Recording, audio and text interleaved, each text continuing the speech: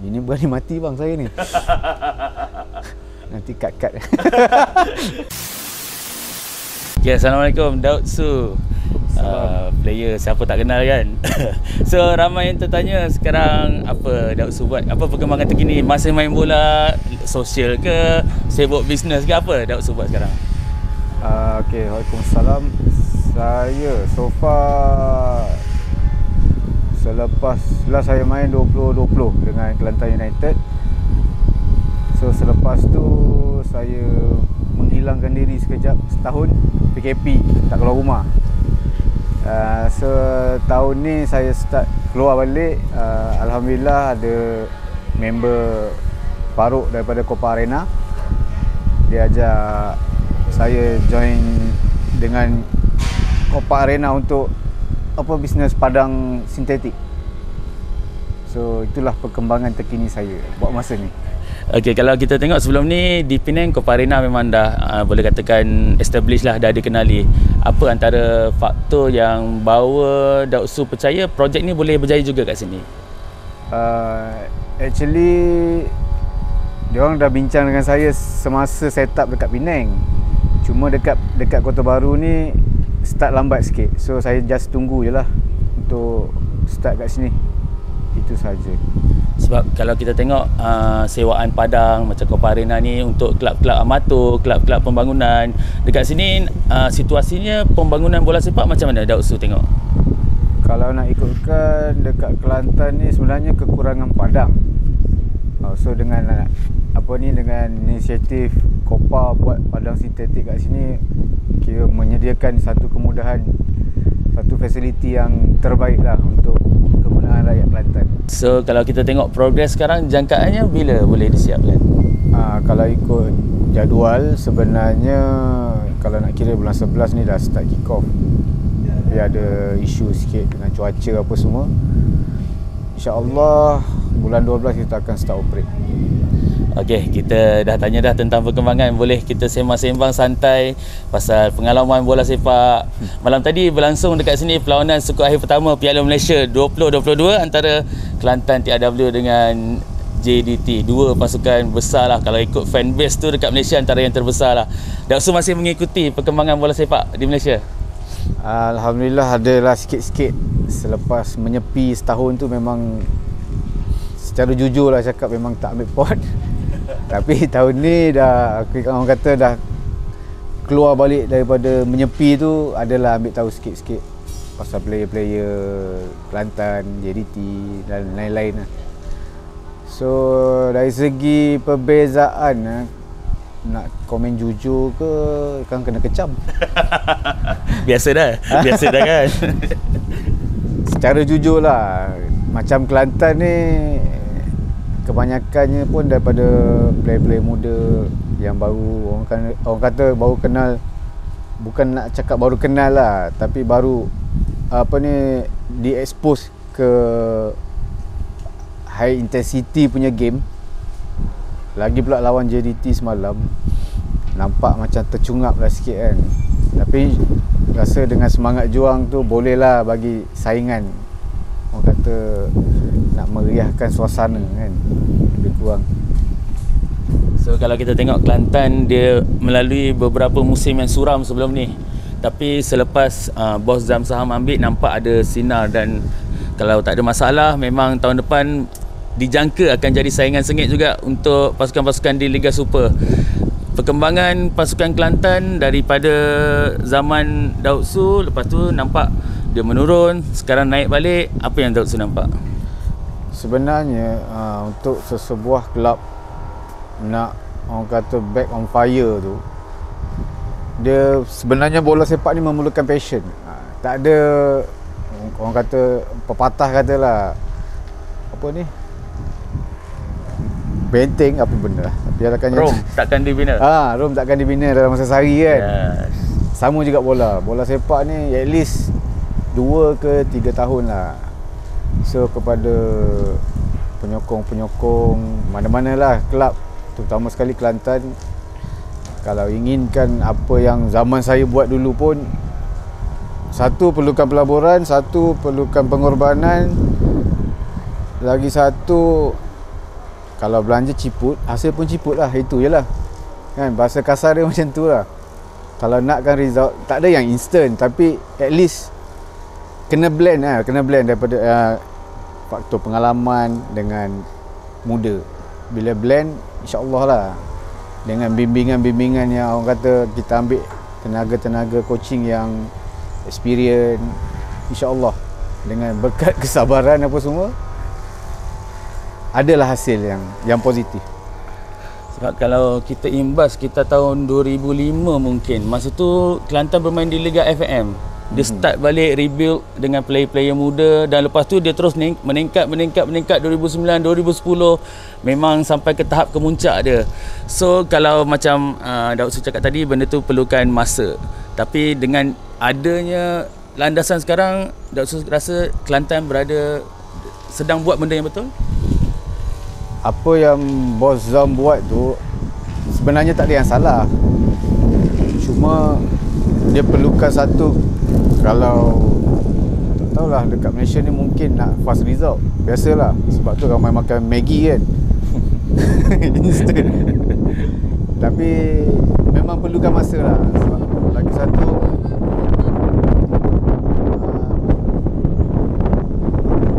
sebagai seorang pemilik, apa yang penting ini tak tahulah, mungkin saya nanti kena kecam ke apa. Satu, dia kena ada knowledge pasal bola. Kau nak bawa tim bola, kalau kau tak tahu pasal bola, kau labur lah berjuta ke berpuluh juta pun, hasil dia tetap tak ada.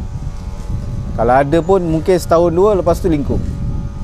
Satu knowledge, satu apa yang kena ada untuk sesebuah kelab, dan macam mana nak generate duit. Yang saya nampak Bos Zam ni memang pandai generate duit. Tapi dia kena tambah lah yang lagi 2-3 perkara untuk bagi kelab boom dan menghasilkan player. Bukan sekadar orang ambil yang dah siap, ataupun dia kena create, macam buat akademi ke apa semua itu. Saya tahu dia dah ada dalam perancangan dia lah kot. So kita, nasihat saya kepada penyokong-penyokong Kelantan yang nak tengok Kelantan ni orang kata meningkat macam dulu-dulu, support lah, teruskan support. Kecam tu standard lah kan. Mana-mana pun ada. Teruskan support. Yang kalau rasa benda tu tak elok, pergi tanya direct lah. Tak payah nak main viral-viral tak berapa cerdik tu kan. Lebih kurang macam tu lah. Kita ada juga dengar daripada fans-fans Kelantan lah, dan semalam pun kita ada jumpa legend Hashim Mustafa juga. Dekat Kelantan ni, kalau boleh dia ada semangat untuk dia nak tengok anak Kelantan juga yang penuhkan tim dia. Macam Daud Su secara peribadi, dalam era bola sepak moden ni, faktor anak jati, elemen anak jati tu masih relevan? Bagi saya lah, kalau di era profesional ni, bagi saya anak jati tu dah tak menjadi isu utama sebenarnya. Kita boleh build kita punya career di mana-mana saja. Orang kata di mana tempat sediakan tempat yang elok, pergi lah. Tak ada, ini saya punya pendapat peribadi lah, sebab saya pun sebenarnya membesar dekat luar. So saya boleh cakap macam tu lah. Mungkin setengah-setengah anak jati yang betul-betul membesar di Kelantan sampai ketua mungkin akan cakap macam tu. Tapi macam saya sekolah daripada form 1 pun dekat luar. Saya balik pun team reject, saya keluar balik. Lepas tu baru bila dah naik, baru orang panggil balik. Saya main Johor Kelantan itu je. So bagi saya tak ada isu anak jati lah sebenarnya. Sama janji, kelab yang handle team tu jaga kebajikan, profesional, cukup apa segi infrastruktur apa semua, insyaAllah tim akan sukses. Tak jadi isu besar lah kot anak jati ni. Macam Daud Su cakap, jaga kebajikan, profesional, cukup infrastruktur. Adakah semua tu lengkap kalau ikut pengalaman Daud Su di JDT dulu? Macam mana benda-benda tu semua membantu player untuk fokus pada game? Sebab sebagai pemain profesional, kerja dia main bola je kan. Tak perlu dah nak fikir bila gaji nak masuk, kat rumah nasi dah beli belum, beras ada ke tak. Itu untuk terjun ke profesional punya era, mungkin masalah gaji tu tak perlu jadi isu lah. So macam mana kita nak maju kalau kita nak result yang baik, tapi perut player ni pergi training bukan dekat padang, kepala otak fikir kat rumah, anak bini nak makan, pampers susu tak beli. So macam mana kita nak fokus untuk buat training dan game. So itu sebenarnya faktor besar tu. Kalau kebajikan semua tak terjamin tu, susah lah nak fokus. Itu personal punya pendapat lah. So bermakna masa Daud Su dekat JDT memang benda tu tak ada berlaku masalah macam tu. So memang kat situ punca, boleh katakan faktor player JDT dapat perform atas padang. Dia sebenarnya kalau nak compare dengan tim-tim lain, di JDT ni memang orang kata solid lah, solid. Kau pergi sana, kau hanya siap badan untuk kau main bola je. Tapi kita tak boleh nak cakap tempat lain tu tak profesional, tak boleh juga. Tapi kita kena kena adapt benda tu. Contohlah kita dah tahu tim A ni kurang ni sikit, ada ni sikit, lebih ni sikit. So kita kena sesuaikan dengan keadaan lah. Sebab kita nak expect semua tim macam JDT tak dapat. So orang kata di mana kita berada tu kena tengok langit dengan bumi, kiri kanan macam mana. Orang kata jangan terlebih lah. Macam contoh faktor gaji apa semua, kita punya gaji contohlah, biasa kebanyakan tim sekarang adalah lewat sikit. Dia bukan tak bayar, dia lewat sikit. So dah tahu lewat, pandai-pandai lah kontrol. Janganlah nak dapat sebulan tu terus habis. Memang merana lah. Era profesional ni macam mana kita kerja sebagai profesional, kita bawa diri kita pun sebagai profesional lah. Kalau ikut era Daud Su main dekat Kelantan, main dekat JDT, tim-tim yang Daud Su wakili tu memang ada banyak pencapaian. Kalaulah boleh dipilih salah satu tu, yang mana yang Daud Su rasa yang paling manis lah dalam sejarah permainan tu? Macam orang kata itu kadang-kadang alhamdulillah lah, tim yang saya pergi semua tak pernah miss dapat piala lah. Tapi adalah last career tu adalah sikit yang terceduk awal apa semua kan. Kalau nak pilih bagi saya lah, dua-dua sebenarnya best sebenarnya. Dekat Kelantan ni yang lebihnya sebenarnya dekat Kelantan, dia punya feel tu sebab first time. Bila dah straight daripada 2009 sampai 2013, final tak pernah miss. Betul. Cup tak pernah miss. So bila 2014 saya pergi JDT, saya dapat Super League champion. Tapi perasaan tu dah tak sama macam mula-mula kita dapat. Tapi still bangga, enjoy, happy. Tapi dia punya feel bila first time dapat tu dengan berkali-kali dapat ni lain. Itu je lah beza dia. Nak kata kat Kelantan sangat best pun, dekat JDT pun best juga. Ada pro and con dia. Lebih situ kurang sini, lebih kurang macam tu lah. Kalau dari segi, sebab dua-dua tu pun ada fan base yang besar. Dari segi fan pula, macam mana sambutan? Dua-dua fanatik, dua-dua penuh stadium kalau main. Suasana bila berhadapan dengan fans-fans yang macam ni macam mana? Bermain bukan senang. Macam semalam mungkin pemain-pemain Kelantan ada yang first time main stadium penuh kan. Mungkin ada nervous sikit. Macam Daud Su sendiri macam mana? Dia bagi yang first timer, bila dapat penyokong penuh, kena sorak, kena yang tu belum yang kena maki lagi. Baru kena sorak. Kalau yang kena maki rasa besok dah tak nak main bola rasanya. Kalau yang baru-baru, benda tu untuk first time memang gemuruh. Dia sedikit ada kaku sikit. Tapi bila dah selalu, macam saya dah selalu start daripada 2007 masa main national team pun stadium penuh, final pesta bola apa semua kan. Jadi benda tu kita dah adapt, tak jadi isu lah. Kecuali penyokong sendiri yang maki. Oh, itu deep. Itu auto koyak. Daud Su pernah lalui sendiri? Selepas saya balik daripada JDT, saya balik main Kelantan, adalah. Tapi tak apalah. Mungkin antara kata-kata yang masih terngiang apa? Dah tak payahlah, lupakan ni. Deep sangat tu. Deep sangat ni. Okey, tadi sebab Daud sudah sentuh pasal Pesta Bola Merdeka 2007 kat Shah Alam yang final tu kan. Jadi kalau kita imbas balik, saya pun berada di stadium tu sebagai penonton. Itu adalah detik pencetus revolusi bola sepak Malaysia. Lepas Piala Pesta Bola Merdeka tu nampak pembinaan tim dah semakin baik, dan lepas tu kita menang AFF beberapa tahun lepas tu kan. Daud Su yang berada di situ dan lihat perkembangan selepas tu, apa yang Daud Su rasa dengan pasukan kebangsaan? Dia masa tu kalau tak silap saya, Coach Satya, dia bawa tim tu daripada Olimpik punya tim. Olimpik punya tim bawa 22. Kita orang dah training lama lah. Tim tu dah main sekali dah lama. Lepas tu dia blend dengan senior-senior dah 3-4 orang. So tim tu lah dia buang 4, ganti 4. Dia kira touch up sikit-sikit. Itu salah satu contoh lah macam mana kita nak bina satu tim untuk kasihkan strong. Ini bukan satu musim tukar. Satu musim tukar semua. Memang hasil dia lambat lah. Kira start daripada situ lah bola sepak Malaysia pun dah naik balik. Lepas tu Coach K. Raja Gopal 2010 menang AFF. Lepas tu seterusnya meningkat.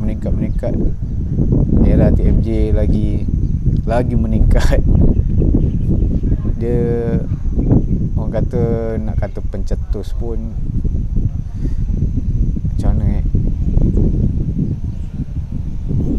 okey lah, pencetus lah, apa orang kata, menaikkan balik, memenuhkan balik stadium yang dah lama kosong kan. Tapi kira bangga jugalah saya tergolong di kalangan orang-orang tersebut. Sebab kalau ikut masa Pesta Bola Merdeka tu berlangsung, dari awal pun tak berapa orang ambil pot sangat. And even final tu, masa tu saya sebagai penyokong, saya cakap dengan kawan-kawan saya, kalau kita tak pergi final ni, bila lagi kita nak tengok Malaysia pegang trofi? Saya cakap itu, betul, saya ingat lagi. Dan lepas tu benda tu terhasil, ni kan, dapat jadi kenyataan. Tapi cerita di sebaliknya adalah pasukan-pasukan tu sebenarnya adalah diwakili pemain-pemain muda. Jadi macam mana agaknya sebagai orang pemain muda yang pernah step up lebih awal untuk pasukan kebangsaan, macam mana dia perlu gunakan peluang tu? Sebab dengarnya ada ura-ura hujung tahun ni AFF nak hantar pasukan muda juga. Macam mana dia orang perlu guna peluang tersebut? Dia bila contohlah untuk player-player muda, bila kita dapat peluang, kita jangan sia-siakan peluang tu lah. Kita guna sebaik mungkin. Kita jangan cepat dongak dada, mendongak ke langit. Bila kita sekali collab ataupun, sebab saya perhatikan lah budak-budak muda sekarang, dia lebihkan dia punya populariti lah. Dah contoh baru pergi collab, bukan wakil Malaysia lagi, tapi dah belagak macam main Malaysia 10 tahun. Macam orang tegur tu, senior-senior tegur ke siapa-siapa tegur pun, kita ambil benda yang positif. Yang negatif tu letak tepi lah. Sebab kalau yang jenis melawan apa semua ni, tak dengar cakap ni, career dia mungkin tak lama lah. Sekejap dalam 4-5 tahun dah pencen. Sebab ramai sekarang umur belum cecah 30 pun dah gantung boot. Tambahlah pula tim pun banyak tutup kan. So banyak faktor lah. Harapannya macam tu lah. Orang kata muhasabah diri. Kalau betul serius main bola, fikir macam mana nak maju lagi. Itu je lah. Saya daripada awal tadi nampak Daud Su ni macam jenis berani bercakap. So boleh tak kita tanya soalan panas sikit? Kalau lah Daud Su ni ada power untuk ubah satu benda dalam bola sepak Malaysia ni, apa yang you akan ubah untuk menaikkan demi kebaikan bola sepak? Susah sebenarnya tu. Sebab negara demokrasi ni susah. Sebab contoh pemimpin cukup lah, setiap 5 tahun dia tukar. Bila kita buat sesuatu planning dalam masa 5 tahun, tukar pemimpin, yang baru tak akan guna yang lama. So samalah bola sepak. Orang kata, bagi saya lah, apa yang orang terdahulu buat, kalau elok, terus guna pakai. Tak perlu kita, kalau kita nak tambah baik tak apa, kita jangan tak kisahlah dia ni pakai idea aku apa tu, tak kisah benda tu sebenarnya. Bagilah kredit kat dia, dia dah buat susah-susah kan, kita tambah baikkan je lah benda tu, so barulah benda tu ada kemajuan. Tapi nak komen lebih-lebih tu takut juga sebenarnya. Okay, mungkin biasanya player lepas habis career dia mula bercongak-congak untuk join coaching staff ke, buat career coaching. Daud sendiri macam mana? Saya ada plan benda tu sebab saya pun ada buat license coach apa semua. Untuk masa sekarang ni pun saya dah ada B. Cuma masalah dia bila kita bawa, sebab license B ni baru boleh jadi assistant dekat President Cup dengan Belia. Kita tak boleh jadi head coach lagi. Head coach kena ada A. Masalahnya bila kita dekat bawah-bawah ni, macam saya cakap lah, lagi satu tim-tim besar ni dia nak fokus dekat skuad utama. So yang dekat bawah-bawah ni macam anak tiri je. Contoh lah, ini berani mati ni. Ni lah, berani mati ni. Kebanyakan lah saya perhatikan lah, tim tu saya tak payah cakap tim mana, dia terlalu fokus dekat atas skuad utama, tapi yang bawah-bawah ni dari segi fasiliti, bola pun training tak cukup, bola pun bola reject, training field pun teruk, tak semua segolongan. Lagi dari segi gaji tak ada cerita lah kan, kalau atas angkut dua, bawah lagi lah, payah fikir-fikir sendiri lah kan. So yang membebankan adalah coach. Macam mana coach ni nak plan training bila player datang dengan kepala tak fokus. Lepas tu dari segi pembelanjaan nak keluar game apa semua, banyaklah dia macam orang kata sekadar buat syarat untuk dapat lesen. Itu bahasa kasar dia. Tapi macam ada tak ada lah. Lebih kurang macam tu lah. Ada plan dalam masa terdekat untuk at least cuba dia? Selagi pengurusan macam ni letih bang nak bawa tim, baik saya jaga amatur kan kita. Amatur tentu dah, kalau datang main aku bayar, kalau tak datang tak ada bayar, bajet pun tak besar. Bagi saya baik amatur lah dulu. Nak cakap profesional ni besar sebenarnya tanggungjawab, bukan senang lah. Saya tak salahkan juga tim-tim yang tersebut, sebab memang perlukan bajet yang besar nak manage. Sebab satu tim, satu pasukan kena ada 3 ke 4 tim. Kalau tak dapat sponsor yang mantap kan, memang susah lah, sebab duit ni faktor utama. So macam mana, sama ada dia orang ni dapat sponsor guna untuk tim ataupun guna untuk diri sendiri, wallahualam. Pandai-pandailah fikir bang. Okey, soalan terakhir kami ya. Tahun ni, tahun 2022 macam satu tahun yang gemilang sebenarnya. Malaysia layak ke Piala Asia, JDT layak ke pusingan kalah mati buat pertama kali, KL sampai final AFC, bawah 17 layak ke AFC Cup, bawah 19 juara AFF, macam semuanya menjadi. Jadi Daud Su melihat masa depan bola sepak Malaysia adakah semakin gemilang masa depan ataupun jangkaan lah dalam 2-3 tahun mendatang ni? Saya punya pendapat peribadi lah, saya tengok gameplay Malaysia ni sekarang sebenarnya banyak perubahan ke arah yang lagi bagus sebenarnya. Dari segi gameplay, dari segi kualiti pemain, confidence level, memang nak compare dengan zaman saya, sekarang punya memang best, memang team the best lah. Cuma faktor-faktor tu lah yang saya cakap terdahulu tu, macam mana nak kekalkan dan menambah baik. Kelab-kelab ni lah yang professional kelab ni lah yang sebenarnya memainkan peranan. Faktor utamanya satu JDT lah. JDT pun sebenarnya banyak membantu lah, kipas sikit kan, banyak membantu menaikkan standard. Cuma nak bersaing dengan dia tu sangat sukar. Tapi orang kata tim-tim yang orang kata bajet-bajet tak berapa nak kencang ni kan, ukur baju di badan sendiri lah. Kalau kau tak boleh nak balik import sampai 5, kau tak payah beli sampai 5. Kau ambil 3-2 yang berkualiti cukup lah. Local player banyak lagi kot. Ini berani mati bang saya ni. nanti cut. Itu bagus. Kita berbelanja ikut kemampuan. Kau tak, bukan syarat utama kau kena daftar 5 ke 10 import. Kita ada local player pun bukan tak bagus, cuma dia tak ada peluang bermain.